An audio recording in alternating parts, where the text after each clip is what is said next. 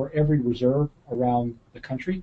So in the biophysical analysis, for instance, there are a number of reserves like the Lake Superior Reserve that had not been collecting data, water quality monitoring data at their reserve for more than a year because they are just a newly designated reserve site. So we had to leave them out of the analysis. And in fact, one of the criteria we had to use was whether or not a reserve had at least 7 or 8 years worth of water quality monitoring data in order to do some of the analysis.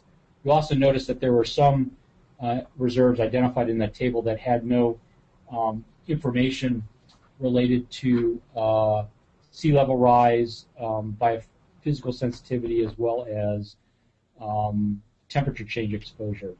And that was because we just did not have information on those reserves in order to include that in the analysis.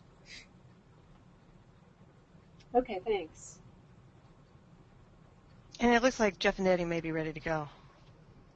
All right, are we good now? We can hear you, yes. Sorry, I'm not sure what happened. The New Hampshire to San Diego transfer wasn't as smooth as we had hoped. So I apologize for that.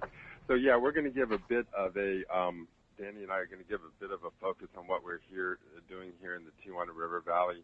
And obviously we stand out among reserves in a number of factors, and I'll try and discuss that a bit and talk about what we're doing to deal with these sorts of issues. And Jeff, if you could speak up just a little. Okay. Okay. All right. So in the presentation today, I'll talk a bit about the Tijuana River Valley itself and give some context to some of what Dwight had talked about. I'm going to hand it over